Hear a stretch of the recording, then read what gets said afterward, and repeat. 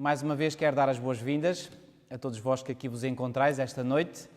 Eu vejo que a maior parte daqueles que aqui estão noite após noite são os fiéis, aqueles que vêm sempre regularmente. E acredito também que lá do outro lado, nos lares, pois bem, também o público tem sido fiel. E eu gostaria de agradecer ao Senhor pela oportunidade que nos dá de podermos partilhar a sua palavra juntos. E acredito que pela sua graça nós temos sido ricamente abençoados. Deixem-me dizer-vos que eu sou o primeiro, acredito que sou o primeiro a ser abençoado com a partilha da sua palavra, porque a matemática divina funciona de forma diferente da matemática humana. A matemática humana diz-nos que quanto mais nós dividimos, menos temos. A matemática divina mostra-nos que quanto mais nós dividimos, mais temos. Pois bem, gostaria também de agradecer a um dos meus amigos, um grande amigo de longa data, que mora em Caldas da Rainha, porque mandou um e-mail e nesse e-mail me deu uma referência que eu desconhecia, que eu agradeço.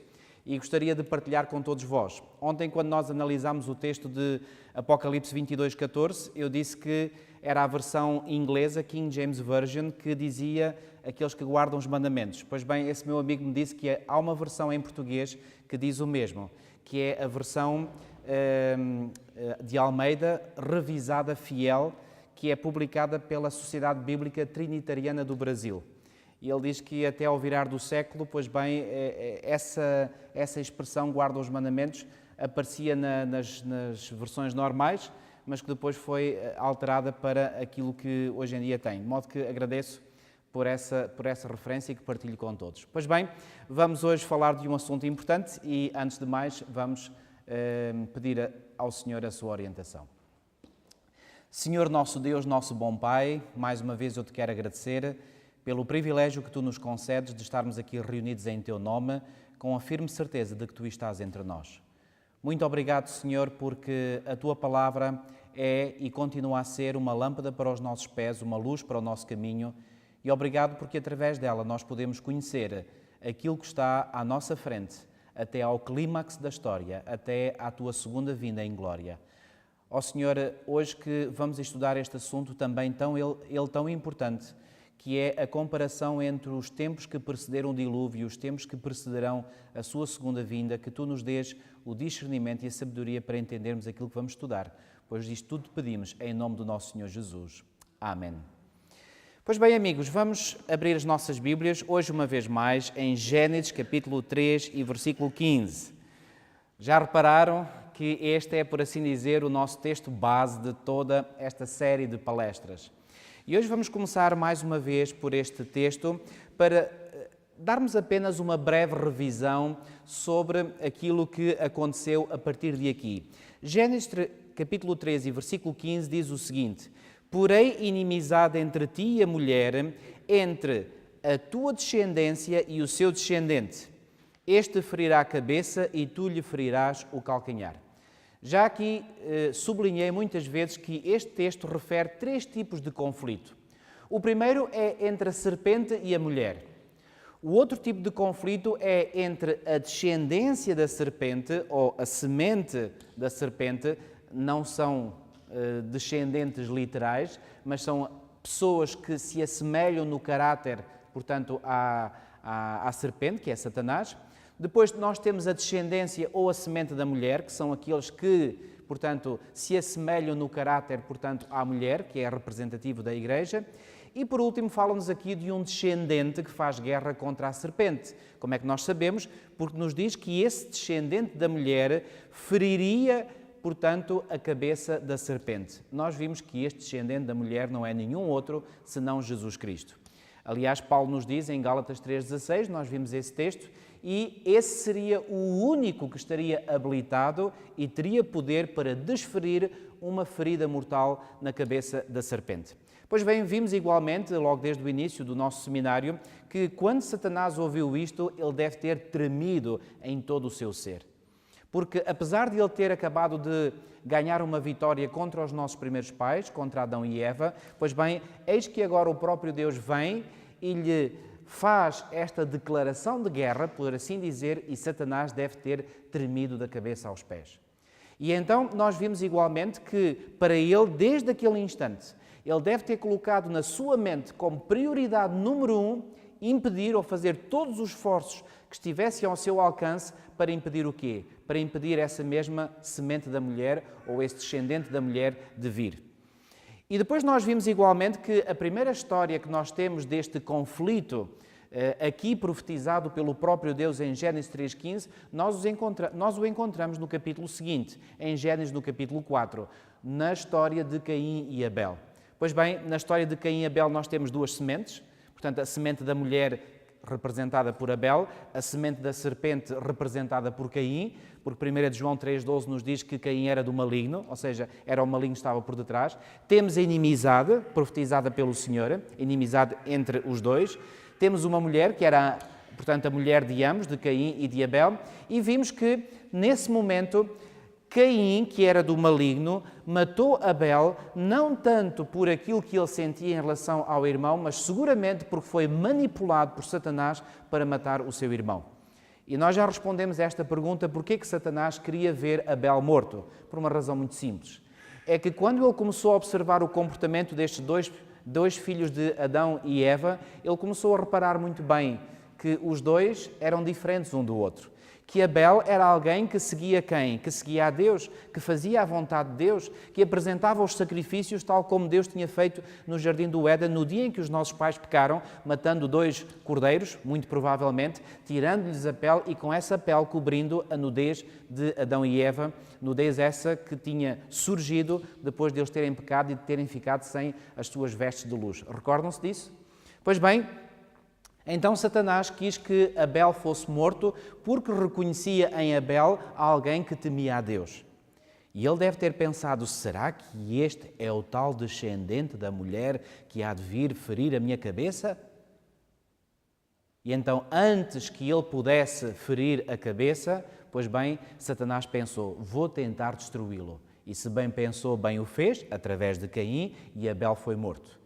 E nessa altura ele deve ter suspirado de alívio ao pensar, bom, Abel está morto, que era o único que poderia ser eventualmente esse descendente, Caim é meu, está do meu lado, missão cumprida. Enganou-se. Em Gênesis, no capítulo 4 e no versículo 25, já lemos esse texto, podemos lê-lo novamente, diz assim, tornou Adão a coabitar com a sua mulher e ela deu à luz um filho, a quem pôs o nome de Sete, porque disse ela, Deus me concedeu outro descendente, reparem na expressão, noutras versões bíblicas diz outra semente, outro descendente em lugar de quem? Em lugar de Abel, que Caim matou. A Sete nasceu-lhe também um filho, ao qual pôs o nome de Enos, estou a ler o versículo 26, daí se começou a invocar o nome do Senhor. De onde é que se começou a invocar o nome do Senhor? A partir de Sete, que veio substituir. Bom, nessa altura Satanás deve ter pensado, bom, afinal de contas não era Abel que era o descendente. Eis que agora Deus suscitou um outro descendente no lugar de Abel que eu induzi Caim a matar. E então, Satanás deve ter facilmente compreendido que, afinal de contas, Abel e eventualmente também Sete não seriam o descendente, mas que Deus estava a criar um tipo de descendência, de genealogia, de linhagem santa, através da qual o Messias havia de vir. Ou seja, a semente da mulher.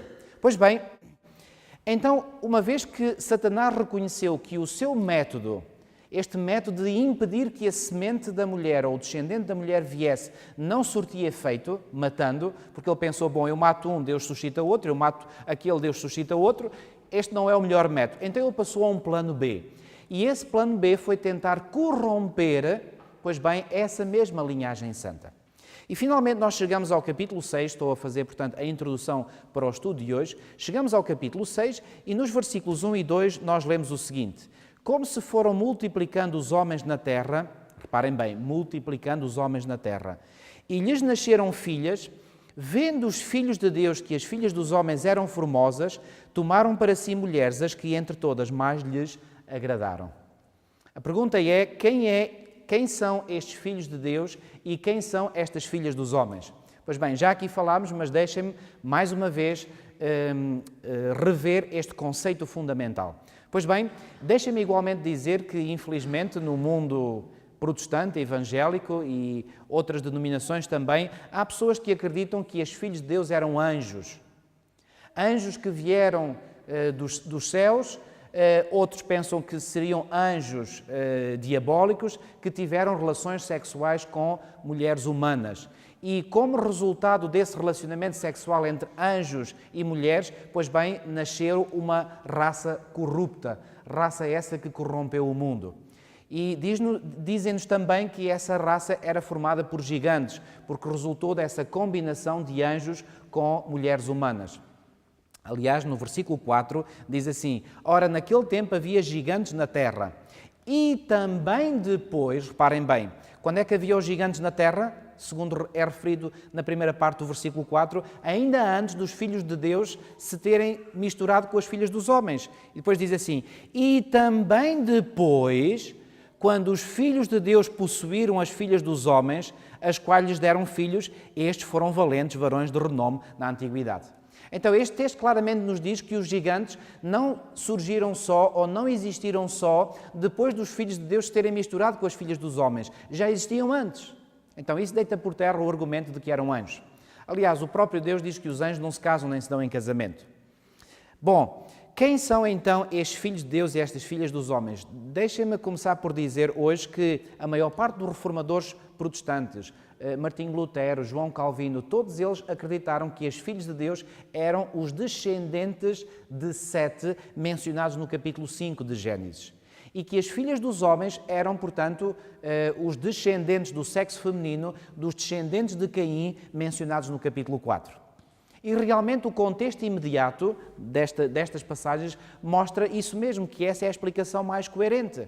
Aliás, temos igualmente o contexto um pouco mais alargado, nomeadamente do livro de Gênesis, em que nós temos estas duas sementes, a semente da serpente e a semente da mulher. Portanto, os descendentes de Caim são a semente da serpente, a descendência da mulher, os descendentes de Sete são a semente os outros são a descendência da serpente, sim, digo bem. Os descendentes de Sete, são a descendência da mulher, a semente da mulher. Temos no livro de Gênesis, por exemplo, então, a semente da serpente, a semente da mulher. Nós temos Caim e Abel, que, como vimos, eram duas sementes diferentes. Nós temos Isaac e Ismael, nós temos Jacó e Esaú, nós temos, por exemplo, Abraão, por oposição aos construtores da Torre de Babel. Enfim, no livro de Gênesis nós temos em paralelo estas duas sementes, estas duas descendências. Depois, no contexto da Bíblia em geral, nós também temos duas linhagens. Por exemplo, em 1 de João, no capítulo 3, já lemos esse texto, mas nunca é demais lê-lo novamente. 1 de João, capítulo 3, nós lemos o seguinte: e também na parábola que Jesus ensinou do trigo e do joio, ele se refere ao trigo como sendo os filhos do reino e ao joio como sendo o quê? Os filhos do maligno. E aqui em 1 de João, no capítulo 3 e no versículo 10, diz-nos o seguinte: nisto são manifestos os filhos de Deus e os filhos de quem? E os filhos do diabo. Quem são os filhos do diabo? São aqueles que não se converteram a Jesus Cristo. São aqueles que não aceitaram Jesus Cristo. Pois todos aqueles que se convertem a Jesus Cristo, a partir desse momento, e só a partir desse momento, é que são considerados, segundo a palavra de Deus, como sendo filhos de Deus. Venham ver dois textos comigo. João, capítulo 1, Evangelho de João, capítulo 1, e no versículo 12. João, capítulo 1 e versículo 12, que nos diz o seguinte. João capítulo 1, versículo 12, diz assim: mas a todos quantos o receberam, deu-lhes o poder de serem feitos quê? Filhos de Deus, a saber, a quem? Aos que creem no seu nome. E o mesmo João, mas agora na sua primeira epístola, no capítulo 3, versículos 1 e 2, diz-nos o seguinte, 1 de João, capítulo 3, e versículos 1 e 2, diz o seguinte: vede que grande amor nos tem concedido o Pai, a ponto de sermos chamados filhos de Deus. E de facto somos filhos de Deus.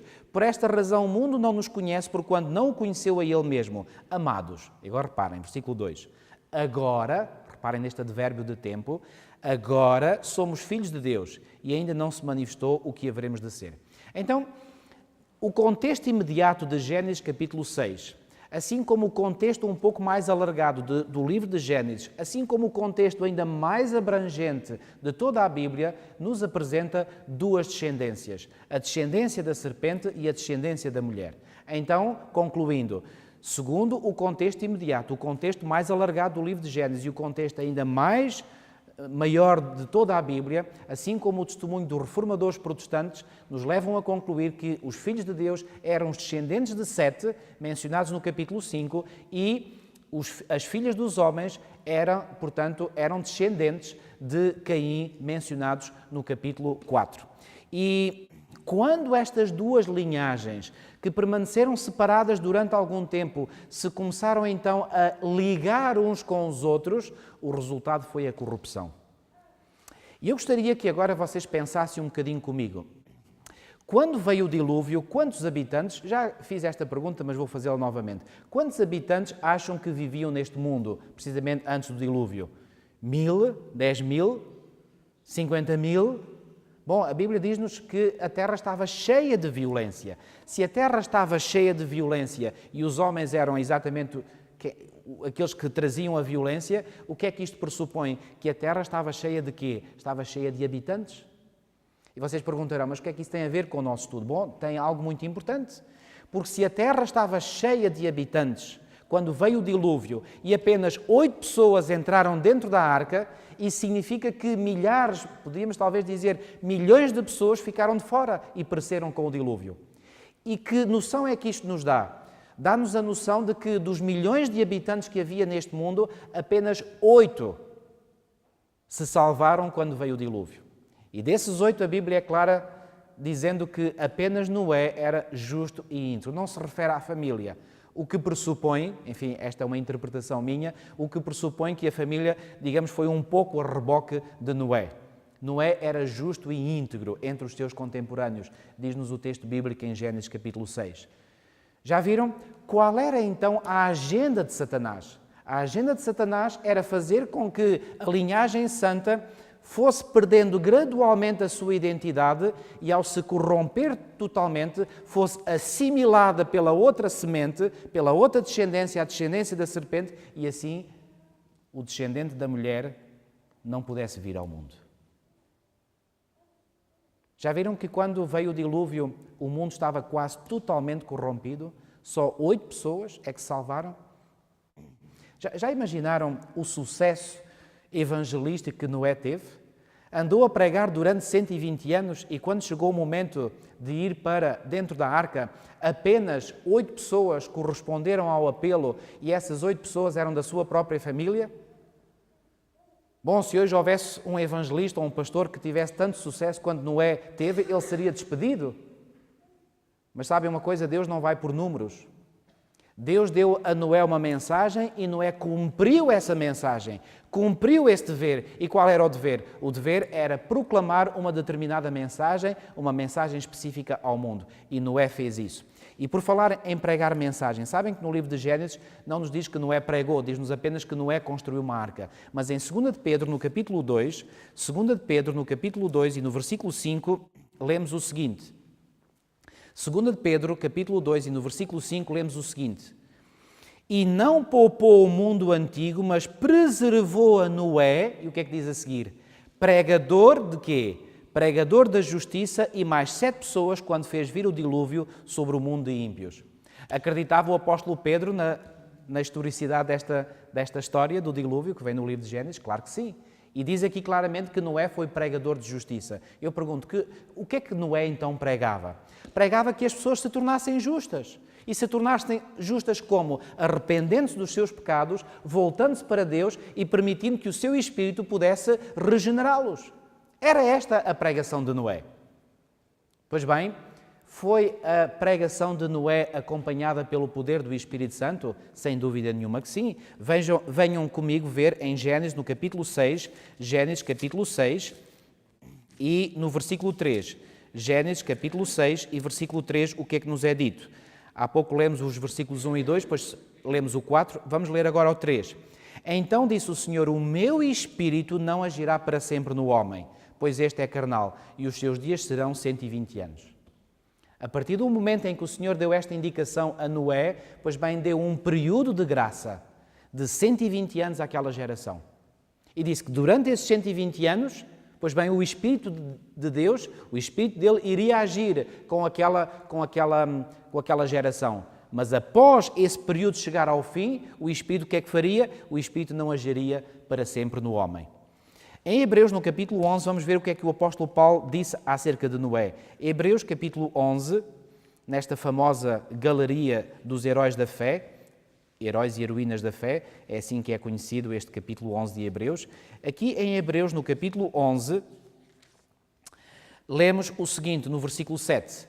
Pela fé, Noé, divinamente instruído acerca de acontecimentos que ainda não se viam, e sendo temente a Deus, aparelhou uma arca para a salvação da sua casa, pela qual condenou o mundo e se tornou herdeiro da justiça que vem da fé.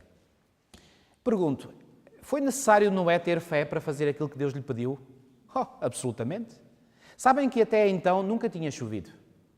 E eu gostaria de apenas vos relembrar um pouco aquilo que Deus fez no início, na semana da criação. No segundo dia, depois de Deus ter criado no primeiro dia a luz, no segundo dia o Senhor fez separação das águas. Vamos lá ler. Gênesis capítulo 1. Gênesis capítulo 1. Gênesis capítulo 1. E no versículo 2 nos é dito que a terra, porém, estava sem forma e vazia, havia trevas sobre a face do abismo e o Espírito de Deus pairava por sobre as águas. Ou seja, dá a impressão que este mundo, portanto, era sem forma, vazio e que estava coberto de água. E no segundo dia da criação, no versículo 6, nos é dito, e disse Deus, haja firmamento no meio das águas e separação entre águas e águas. Como é que Deus fez esta separação entre águas e águas? Colocou algumas águas acima, no firmamento, e outras debaixo da terra. Quando veio o dilúvio, Deus não teve necessidade de criar água. Deus apenas fez com que a água, tal como ela se encontrava no mundo antes da criação, viesse novamente as águas que estavam. Venham comigo ver Gênesis capítulo 7. Gênesis capítulo 7. Gênesis capítulo 7 e no versículo 11 diz assim: no ano 600 da vida de Noé, aos 17 dias do segundo mês, nesse dia, reparem, romperam-se todas as fontes do grande abismo. Quais eram estas fontes do grande abismo? As águas que estavam por debaixo. E as comportas dos céus se abriram, ou seja, veio água de debaixo e veio água de cima. E essa água inundou por completo o mundo. Pergunto, voltou o mundo à condição em que ele estava antes da criação? Exatamente. Voltou à mesma condição. Agora, a questão é, quando o Senhor pediu a Noé, conforme nós vimos em Hebreus, pediu a Noé que ele aparelhasse uma arca, porque iria chover, havia alguma indicação científica, digamos assim, naquela época de que iria chover? Havia alguma indicação que mostrasse que a pregação de Noé era válida, sob o ponto de vista científico? Nada.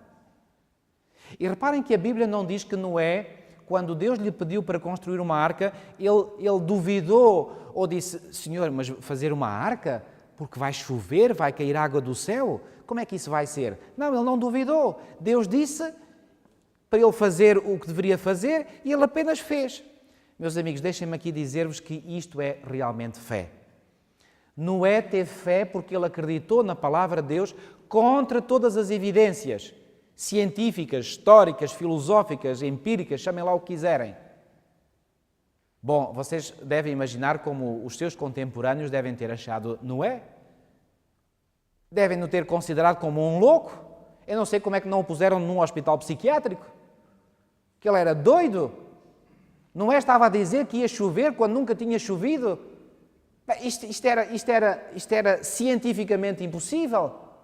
E apesar disso, ali está Noé a construir a arca, a aparelhar a arca e ao mesmo tempo a ser um pregador de justiça. Será que isto nos dá alguma indicação da forma como nós devemos viver? Já iremos ver o texto de Mateus, aliás, podemos vê-lo já em Mateus capítulo 24, quando Jesus se refere ao dilúvio como uma tipologia de acontecimentos que hão de acontecer antes da sua segunda vinda. Em Mateus, no capítulo 24 e versículos 37 a 39, lemos o seguinte. Mateus, capítulo 24 e versículos 37 a 39, diz assim: Pois assim como foi nos dias de Noé, também será a vinda do Filho do Homem. Portanto, assim como nos dias anteriores ao dilúvio comiam e bebiam, casavam e davam-se em casamento, até ao dia em que Noé entrou na arca e não perceberam, senão quando veio o dilúvio os levou a todos, assim será também a vinda do Filho do Homem.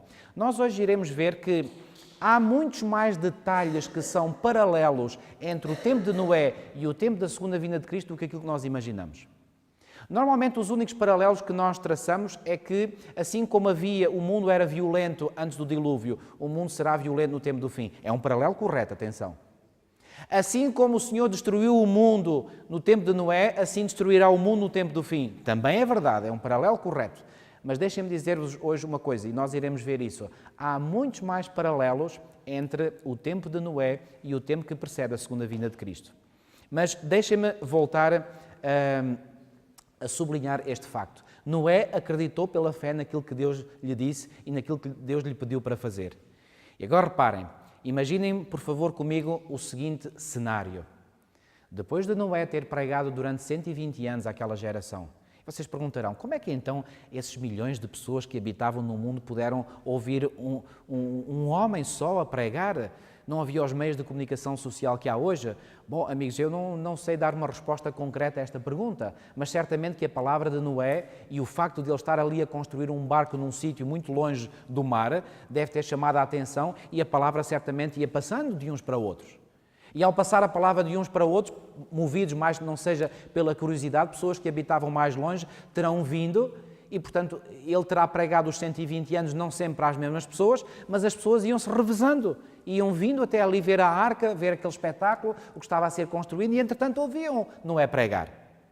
Penso que poderá ser desta forma que Noé, portanto, pregou para todos os seus contemporâneos nessa altura. E, finalmente, pensem comigo, no final desses 120 anos, Noé põe-se à porta da arca e eis que, de repente, algo muito estranho começa a acontecer. Vindo de todas as partes da terra, começam a vir animais, de forma bem ordenada, 2 a 2, em direção à arca. Aves dos céus começam a voar também em direção à arca, 2 a 2. E sabem o que é que isto indica? Que, naquele momento, as bestas animais tinham mais discernimento e mais sabedoria que os próprios humanos, por quem Deus falava ou para quem Deus falava através do seu Espírito Santo. Ali vinham aqueles animais dirigidos por Deus para entrar na arca. E, aliás, não é como a versão de Hollywood, em que se vê Noé e os seus filhos assim com uma vara, a enxutar os animais, para entrar dentro da arca. Nada disso, não.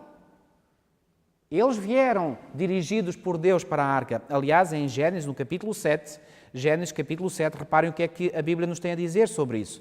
Gênesis, capítulo 7, e reparem o que diz aqui. Gênesis capítulo 7 e no versículo 15 diz assim: de toda a carne em que havia fogo de vida, entraram de 2 em 2 para Noé na arca. Ou seja, eles vieram em direção a Noé. Não foi Noé que veio a enxutá-los para eles entrarem dentro da arca. Não, os animais vieram para Noé na arca. E agora, depois de todos estes animais entrarem, aqueles que deviam entrar, porque muitos ficaram de fora, depois de todos estes animais entrarem, eu posso imaginar que Noé, à entrada da arca, faz um último apelo. Por favor, escutem o apelo do Senhor. Entrem para dentro da arca. Vai chover. O mundo vai ser destruído. Devem ter gozado mais uma vez, rido às gargalhadas. E finalmente Noé entra. E aquela porta fecha-se com uma mão invisível. E assim que a porta se fechou, imediatamente começou a chover, certo? Foi isso? Não. O que é que aconteceu? Pois bem, durante 7 dias, desde que a porta se fechou até vir o dilúvio, ali estiveram Noé e a sua família dentro da arca. E o que é que vocês acham que deve ter acontecido durante esse tempo àqueles que ficaram fora? Venham ver, em primeiro lugar, onde nos é dito essa referência dos 7 dias. No mesmo capítulo 7, onde nós estamos, no capítulo 7, e no versículo 4, Deus faz o anúncio a Noé, dizendo: porque daqui a 7 dias farei chover sobre a terra durante 40 dias e 40 noites. E no versículo 10 diz: e aconteceu que depois de 7 dias vieram sobre a terra as águas do dilúvio. Eu pergunto, o que é que acham que terá acontecido com aqueles que ficaram do lado de fora da arca? Vocês podem imaginar. Passa o primeiro dia, passa o segundo dia, passa o terceiro dia, nada de chuva. O céu claro. O sol brilhava. E aquelas pessoas cá fora devem ter começado a gozar, a rir-se ainda mais, a dizer: "Oh Noé, como é que te sentes aí dentro da arca?" Bom, a Bíblia não nos diz isto, mas eu estou a imaginar: "Oh Noé, como é que te sentes aí dentro da arca com toda essa bicharada?" E ri, quarto dia, quinto dia, aquilo era uma festa cá fora. Estão a ver, não era maluco, era doido. Agora o que é que ele está ali a fazer dentro da arca com aqueles animais todos? E eles nem se lembravam que os animais não tinham sido lá colocados lá dentro por Noé. Isso devia-os ter feito pensar que os animais vieram por algo estranho, por algo sobrenatural. Mas nem isso os fazia cair neles. Gozavam, brincavam. Sexto dia, nada. Eu pergunto, o que é que acham que, em contrapartida, viveram aqueles que estavam dentro da arca, ou seja, Noé e a sua família? Acham que foram dias difíceis para eles, esses 7 dias? Acham que esses 7 dias foram uma prova severa para a sua fé? Sem dúvida. Eu estou a imaginar, sobretudo os filhos de Noé e, quem sabe, as suas noras e a sua mulher. Oh Noé, será que tu ouviste bem o recado que Deus te disse? Será que foi isso mesmo que Ele mandou fazer? Será que não te enganaste na mensagem? E depois de Noé receber talvez estas perguntas da parte dos seus familiares, quem sabe ele próprio já se perguntava: mas será mesmo que eu ouvi bem? Mas depois ele pensava: bom, mas por outro lado os animais vieram, mas isto foi uma indicação de que Deus é que conduziu as coisas, porque não fui eu que fui buscar os animais para dentro da arca. Não, eu não sei, mas se Deus disse que vai haver um dilúvio, vai. Mas ao mesmo tempo a sua fé estava a ser grandemente testada. Já agora sublinho, sabem que isto tem ou vai ter uma correspondência com um tempo que haverá no tempo do fim? E eu pergunto, quando Noé entrou para dentro da arca, já depois dos animais lá estarem com a sua família, e Deus fechou a porta, porque aqui no capítulo 6 e no versículo 16 diz assim: eram macho e fêmea os que entraram de toda a carne, como Deus lhe havia ordenado, e o Senhor fechou a porta após ele. Eu pergunto, quando o Senhor fechou a porta da arca, aqueles que estavam do lado de fora, tiveram eles consciência de que naquele momento estavam perdidos? E porquê que eu digo que estavam perdidos? Porque, reparem, a porta não mais se abriu. E quando finalmente chegou o 7º dia, e já agora deixem-me fazer igualmente uma descrição, quando chegou finalmente o 7º dia, eles então começaram a ver algo estranho. Nuvens. Nunca tinham visto nuvens. De repente, luzes no céu, relâmpagos, barulhos ensurdecedores, trovões. E finalmente, passado algum tempo, começam a cair as primeiras gotas de água em cima das cabeças deles. Como é que vocês acham que eles devem ter sentido naquele momento? O coração deles deve ter caído até à sola dos pés. Noé estava certo. E ele está dentro da arca e nós estamos aqui fora. E aí eles dirigem-se para a arca e começam a bater com toda a força: Noé, abre-nos a porta! Mas a porta tinha sido fechada pelo Senhor e não havia como abrir. E agora eis que começa a chover cada vez mais, com mais intensidade. E eles começam a ficar aflitos, porque agora começam a compreender que afinal aquilo era a sério. Eu pergunto, tiveram eles consciência de que estavam perdidos quando a porta se fechou e depois se iniciaram aqueles 7 dias? Não, eles só tomaram consciência de que estavam perdidos quando? Quando a chuva começou a cair? Será que isto tem algum paralelismo com o tempo do fim? Tem igualmente, e nós iremos ver. Mas venham comigo novamente ver o texto do Mateus 24, porque eu quero que entendam aqui um detalhe que há bocadinho não fiz referência, e não fiz referência de propósito. Mateus capítulo 24, e no versículo 37, Vamos ler a partir do 38. Porquanto assim como nos dias anteriores ao dilúvio comiam e bebiam, casavam e davam-se em casamento, até ao dia em que Noé entrou na arca, e este até ao dia em que Noé entrou na arca marca o início dos 7 dias. E agora repare o que é que diz o versículo 39 no início. E não perceberam. Eu pergunto, não perceberam o quê? Não perceberam que estavam perdidos. Será que o texto quer dizer que não perceberam que Noé tinha entrado? Eles viram isso. E esse acontecimento de Noé ter entrado para dentro da arca, que foi precedido pela entrada dos animais, foi visto claramente por eles. Portanto, eles perceberam isso muito bem. O que eles não perceberam é que naquele momento, pois bem, a oportunidade de salvação para eles tinha terminado. Fechou-se a porta da arca e com o fecho da porta da arca fechou-se o quê? A porta da graça, a porta da salvação para eles. Eu pergunto, no momento em que a porta da arca se fechou, o que é que acham que aconteceu ao Espírito de Deus? Lembram-se do texto de Gênesis 6,3, onde o Senhor disse que o meu Espírito não agirá para sempre no homem, pois este é carnal. O que é que vocês acham que aconteceu ao Espírito de Deus? Continuou ele a tentar convencer aquela geração de antediluvianos, como diz Jesus, do pecado, da justiça e do juízo? Para que continuar a convencê-los? Se a oportunidade para entrar dentro da arca, para se salvarem, estava terminada. Então, naquele momento, quando a porta da arca se fechou, o que é que aconteceu? O Espírito de Deus se retirou e aqueles homens e mulheres estavam perdidos para sempre. Vai haver um tempo, no tempo do fim, em que o mesmo vai acontecer? Exatamente, amigos. E deixem-me começar a estabelecer esse paralelo. Pois bem, houve um período em que a terra estava cheia de violência. E devido a essa corrupção generalizada do ser humano, pois bem, Deus então intentou no seu coração destruir a humanidade. O tempo foi dado um tempo para que finalmente, pois bem, o Espírito de Deus até aí agisse e a partir daí não agisse mais. Eu pergunto, vai ser dado um tempo até ao qual o Senhor vai agir através do seu Espírito e a partir do qual não agirá mais? Por exemplo, a Bíblia nos diz que daquele dia e hora ninguém sabe, mas há alguém que sabe. Quem é que sabe? O Pai sabe. E se o Pai sabe, o que é que isso significa? Que esse dia já está determinado. Nós não sabemos quando será esse dia, mas Deus sabe.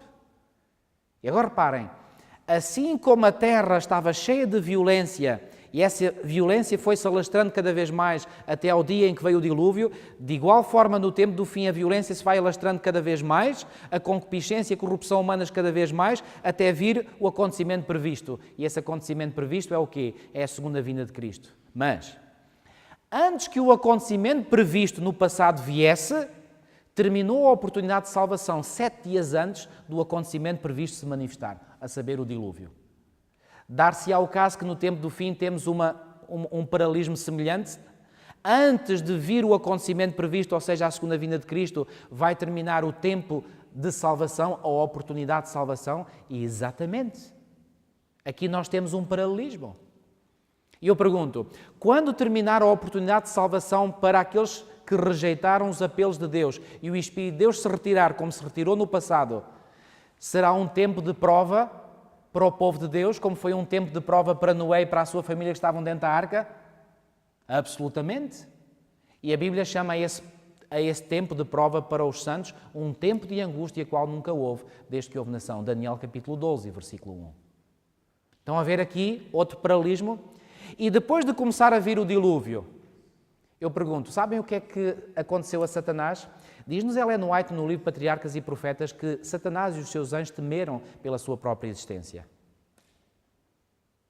E pergunto, tinha ele alguém para tentar nessa altura, quando o dilúvio veio? Porquê? Porque todos aqueles que eram dele, onde é que estavam? Estavam mortos. E depois do acontecimento previsto, no final, a segunda vinda de Cristo acontecer, como é que ficará Satanás? Ficará ele com alguém para tentar? Não. Porquê? Porque os ímpios terão sido o quê? Terão sido completamente destruídos. E sabem que a terra vai voltar novamente à situação que era como no início? Há um texto em Jeremias. Jeremias, no capítulo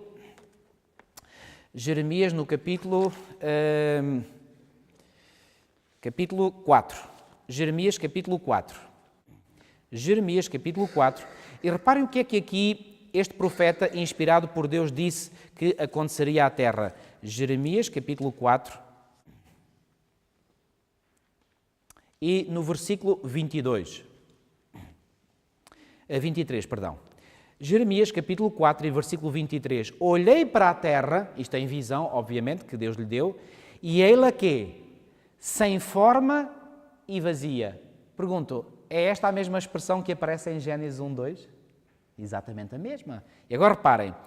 Pôs os céus para os céus e não tinham quê? Não tinham luz. Tinha a terra luz antes de Deus iniciar o processo da criação? Não, porque no primeiro dia o que é que Deus fez? Fez a luz. E agora repare o que é que ele diz mais à frente no versículo 25. Olhei e este não havia homem quê? Homem nenhum, e todas as aves dos céus haviam fugido. Versículo 26. Olhei ainda e eis que a terra fértil era um deserto e todas as suas cidades estavam derribadas diante do Senhor, diante do furor da sua ira. O que é que vai acontecer no tempo do fim? Pois bem, a terra vai voltar a uma condição semelhante àquela que estava antes do início do processo da criação. Vai Satanás ter alguém para tentar? Não. Teve ele alguém para tentar durante o dilúvio ou após o dilúvio? Não. Estão a ver o paralelismo que há? E que aquelas palavras de Jesus, assim como foi nos dias de Noé, assim será nos dias da vinda do Filho do Homem, encontram uma dimensão mais alargada do que meramente nós dizermos que a terra estava cheia de violência, a terra estará cheia de violência, Deus vai destruir a terra, Deus destruiu a terra, Deus vai destruir a terra. Há muito mais coisas que nós podemos afirmar. Venham ver comigo um texto em Jeremias, no capítulo 30 e no versículo 7. Jeremias, capítulo 30 e versículo 7. Aqui o mesmo profeta Jeremias faz uma outra predição, vendo precisamente esse grande dia e diz assim: que grande é aquele dia e não há outro semelhante. É tempo de angústia para Jacó. Ele, porém, será livre dela. Viverá o povo de Deus no tempo do fim um tempo de angústia semelhante àquele que Noé e a sua família viveram dentro da arca durante aqueles 7 dias? Absolutamente. E a propósito, porquê é que acham que aqui esse tempo é chamado angústia de Jacó? Porque nos faz lembrar de quem? Como o próprio nome indica, de Jacó. Quando é que Jacó viveu a sua maior angústia espiritual? Lembram-se quando é que foi? Quando quê? Quando o seu irmão, Esaú, já aqui falámos nisso, veio ao seu encontro para lhe dar as boas-vindas, como eu disse, com 400 homens. E durante quase uma noite inteira, Jacó lutou, pensando ele no início que estava a lutar com o próprio irmão, lutou com Deus. E quando ele percebeu que era com Deus, ele pediu: não vás sem me abençoares primeiro. Qual foi a principal razão da luta de Jacó? Ele estava a lutar para que Deus o livrasse dos seus inimigos, nomeadamente do seu inimigo e de todos aqueles que o acompanhavam. Qual foi a principal luta de Jacó nessa altura? Foi uma luta quê? Uma luta espiritual. Ele lutou com Deus e depois ele vai afirmar, venham ler esse texto porque nós já o citámos várias vezes, mas não lemos. Gênesis capítulo 32. Muito importante este texto. Gênesis capítulo 32. Gênesis capítulo 32. E vamos ler a partir do versículo 22. Gênesis capítulo 32 e versículo 22. Levantou-se naquela mesma noite, tomou as suas 2 mulheres, as suas 2 servas e os seus 11 filhos e transpôs o val de Jaboque. Tomou-os e fê-los passar o ribeiro. Fez passar tudo o que lhe pertencia, ficando ele só. E lutava com ele um homem, até quando? Até ao romper do dia. Vendo este que não podia com ele, tocou-lhe na articulação da coxa, deslocou-se a junta da coxa de Jacó na luta com o homem. Disse este o tal homem: deixa-me ir, pois já rompeu o dia. Respondeu Jacó: não te deixarei ir se me não abençoares. Estava aqui Jacó já a compreender quem era este personagem com quem ele tinha estado a lutar. Porquê? Porque agora já estava a romper o dia e provavelmente ele já viu, já deu para perceber que não era o seu irmão. E agora, reparem, versículo 27. Perguntou-lhe, pois, como te chamas? Ele respondeu, Jacó. Pergunto, porquê é que acham que Deus lhe faz esta pergunta? Como te chamas? Será que Deus não sabia o nome dele? Sabia. Mas porquê que lhe faz esta pergunta? Porque quando Jacó respondesse, essa seria uma forma de confissão. Porque quando ele diz chamo Jacó, bom, para nós isto não nos diz nada, mas sabem qual é o significado de Jacó? É enganador. Ou seja, a resposta que Jacó deu a Deus foi, quando ele perguntou, como te chamas? Eu chamo-me enganador, porque é isso que eu sou. E ao fazer isso, ele fez uma confissão. E então diz-nos o versículo 28. Então disse, já não te chamarás Jacó e sim Israel. Cá está a primeira vez que na Bíblia aparece o nome de Israel. Pois como príncipe lutaste com Deus e com os homens e prevaleceste. Tornou Jacó, diz, rogo-te, como te chamas? Respondeu ele, porque perguntas pelo meu nome? E o abençoou ali. Àquele lugar chamou Jacó Peniel, pois disse, vi, o que é que ele diz a seguir? Vi Deus face a face. E a minha vida foi quê? Foi salva. Viveu Jacó a experiência da salvação nesta altura? Absolutamente. E qual foi esta luta? Uma luta espiritual para saber se Deus lhe perdoaria os pecados que ele tinha cometido no passado. Porquê que o povo de Deus no tempo do fim irá passar por um tempo de angústia que se chama-se o tempo de angústia de Jacó? Porque sobretudo há de lutar lutar com Deus não tanto por saber que os seus inimigos os querem matar, como aconteceu a Jacó, mas sobretudo porque lutam com Deus para ter a certeza que os seus pecados foram quê? Foram perdoados. Esta é a angústia de Jacó. Estão a ver o paralelismo? Meus amigos, vamos agora, à medida que caminhamos para a conclusão desta palestra de hoje, ver que lições importantes nós devemos retirar para nós hoje deste episódio do período da história que precedeu o dilúvio. Reparem que nós vimos que a corrupção generalizada do mundo aconteceu porquê? Porque os filhos de Deus começaram a misturar-se com as filhas dos homens. Quem é que estava por detrás? Certamente Satanás, com uma agenda bem definida na sua mente. E essa agenda era corromper de tal maneira a linhagem santa, que era a linhagem dos descendentes de Sete, que finalmente eles perdessem por completo a sua identidade religiosa e finalmente o Messias não pudesse vir. E dos milhões de pessoas que habitavam neste planeta, pois bem, só 8 não se deixaram totalmente corromper. E mesmo assim, desses 8, pois bem, vamos ver que posteriormente 2 filhos de Noé, pois bem, corromperam-se quase imediatamente após saírem da arca. Foram eles Jafé e Cã. E é interessante, já aqui vos referi, que vão ser dos descendentes, ou é dos descendentes desses 2 filhos de Noé, de Jafé e de Cã, que vão sair os povos que posteriormente vão ser os piores inimigos de Israel. Ao passo que Israel vai descender de quem? De Sem.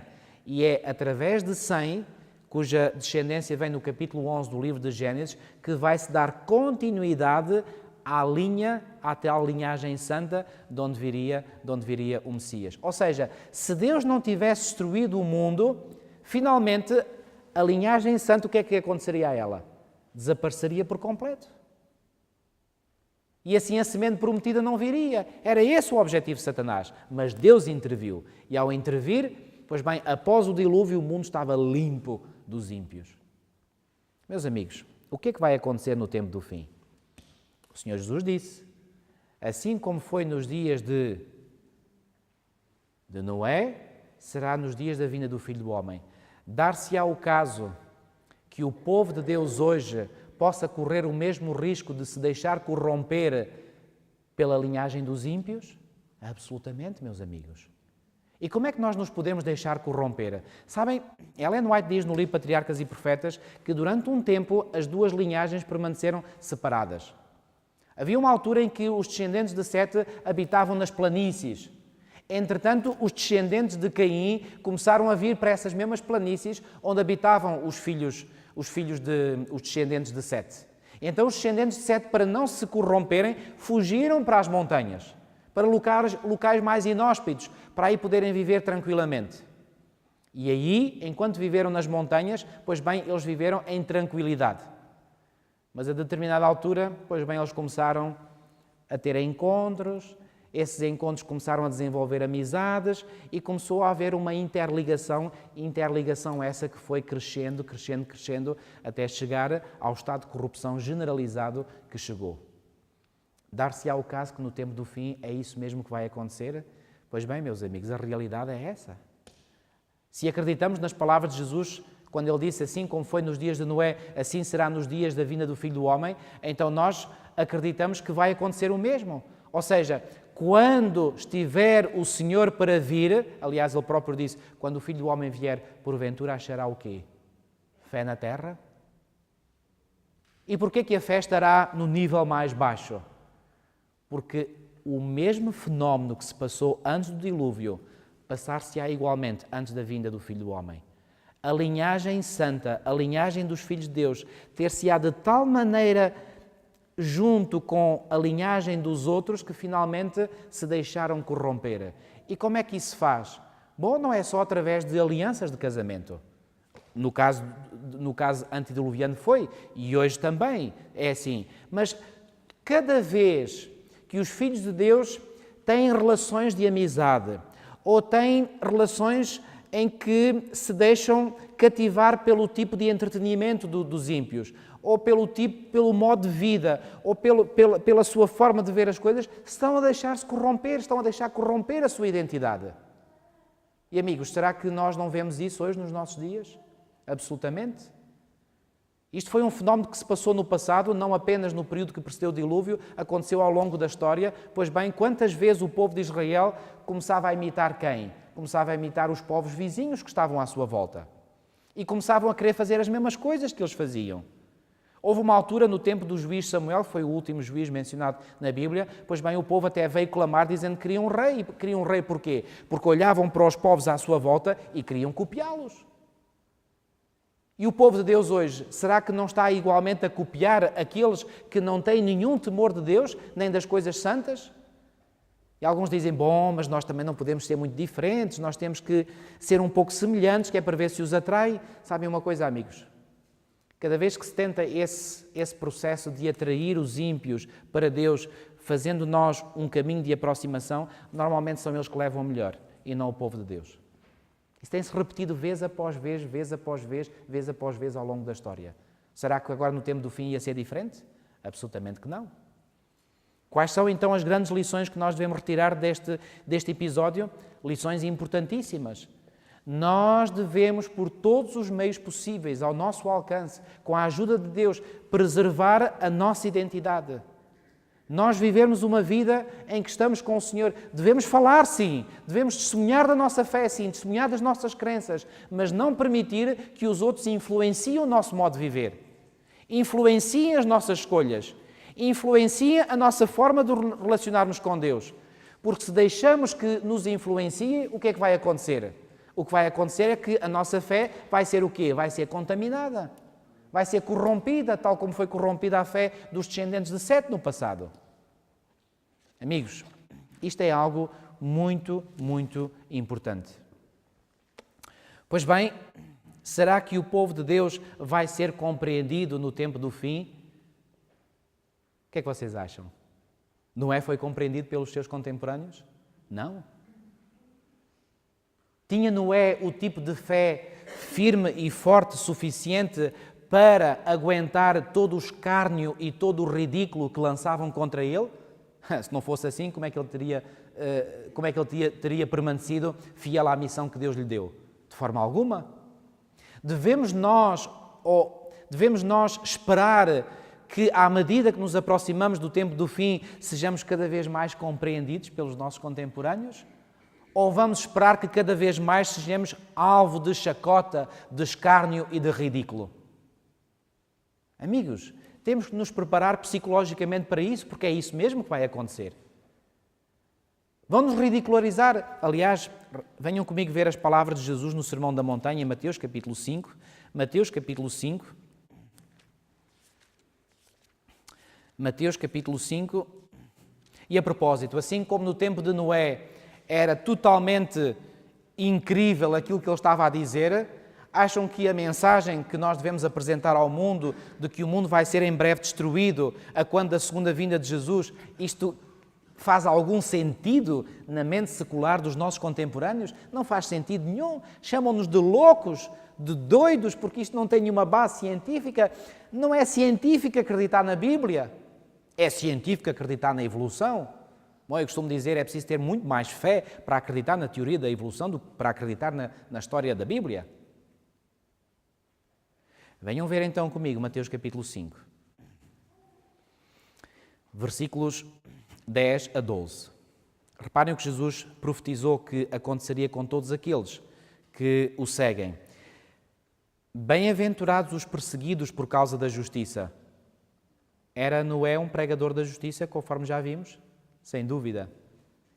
Era ele perseguido? Bom, talvez fisicamente ou literalmente não, mas psicologicamente sim. Há vários tipos de perseguição, não é só a perseguição literal, física. Bem-aventurados os perseguidos por causa da justiça, porque deles é o reino dos céus. Estará um dia Noé no reino dos céus? Sem dúvida nenhuma que sim.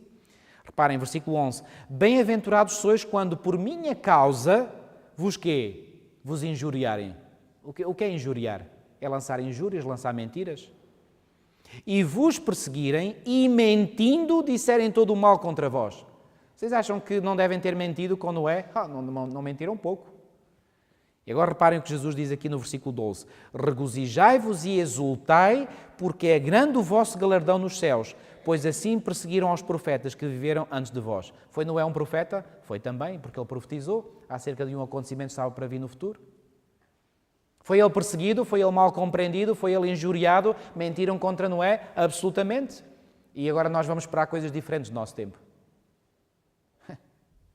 Amigos, o tipo de fé que se requer de cada um de nós é um tipo de fé que possa sobreviver, digo bem, sobreviver no meio de toda a calúnia, no meio de toda a mentira, no meio de perseguições, no meio de nos chamarem loucos, de nos quererem pôr numa instituição psiquiátrica, porque nós somos loucos, porque não acreditamos conforme a maioria acredita e acreditamos em mitos, em lendas, em coisas que estão na Bíblia.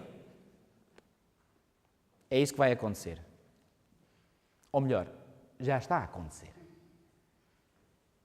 É ou não é verdade? É verdade. Venham ver comigo ainda um texto do apóstolo Paulo. 2 Timóteo, capítulo 3. 2 Timóteo, capítulo 3 e versículo 12. Diz assim: Ora, todos quantos querem viver piedosamente em Cristo Jesus serão quê? Serão perseguidos. Mas reparem o que diz o versículo 13. Mas os homens perversos e impostores irão de mal a pior, enganando e sendo enganados. Apesar de podermos ser alvo de chacota, alvo do ridículo, pois bem, aqueles que nos ridicularizam terão um destino bem pior do que aquele que nós teremos. Amigos, a única forma de nós podermos permanecer como Noé no tempo do fim é seguindo uma vida como Noé seguiu, de implícita obediência à palavra de Deus. Se há coisas que nós não compreendemos, reparem, Noé provavelmente também não compreendeu porque é que Deus lhe estava a pedir para construir uma arca, se nunca tinha chovido, e construir uma arca tão longe do mar, mas Noé não pôs em dúvida a palavra de Deus, Noé aceitou a palavra de Deus, Noé confiou implicitamente na palavra de Deus. É isso que nós temos de fazer, amigos. A única forma de nós podermos sobreviver espiritualmente no tempo do fim é nós confiarmos total e implicitamente na palavra de Deus. Deus diz e eu acredito. Deus diz para fazer isto e eu faço. Deus diz para não fazer aquilo e eu faço. E como é que eu posso conseguir isso? Através do poder e da graça que Ele está disposto a me outorgar a mim e a cada um de vós. Amigos, vai ser um tempo duro, difícil, mas pela graça de Deus e apenas pela graça de Deus vai ser possível sobreviver e sermos finalmente vencedores, como Noé foi vencedor. Que essa possa ser a experiência de cada um de nós. Amém. Vamos orar. Senhor, nosso Deus, nosso Pai, muito obrigado porque mais uma vez, através da Tua Palavra, Tu nos mostraste de uma forma bem clara aquilo que está para vir no futuro, à luz daquilo que aconteceu no tempo que precedeu o dilúvio. Ó querido e bom Pai, nós lemos na Tua Palavra que Noé vivia entre os seus contemporâneos de forma justa e íntegra. Apesar de ele viver no meio de milhões de pessoas que não quiseram saber de Ti, nem da Tua Palavra, nem das admoestações que Tu lhes enviastes através do poder do Teu Espírito Santo, mesmo assim, Noé manteve-se íntegro, firme e fiel a Ti. Ó Senhor, se foi possível para Noé, por que é que não há de ser possível para nós hoje? Ajuda-nos, Senhor, a confiarmos que, pela Tua graça e pelo Teu poder, é possível nós vivermos uma vida justa e íntegra entre os nossos contemporâneos, que são muito idênticos aos contemporâneos de Noé. Ó bom Pai, dá-nos essa graça, aumenta a nossa fé e que possamos permanecer firmes e fiéis, não contaminando a nossa esperança, não contaminando a nossa identidade. E como povo remanescente dos últimos dias, Senhor, ajuda-nos a guardar a nossa identidade, a apresentar de forma bem clara, bem profunda e bem bíblica as razões da esperança que nós temos hoje. Que nós possamos acreditar na verdade presente para estes dias e não só acreditar nela, mas vivê-la e testemunhá-la a outros. Te pedimos tudo isto, não porque haja em nós qualquer mérito, mas porque confiamos nos méritos de Jesus, o nosso Salvador. Amém.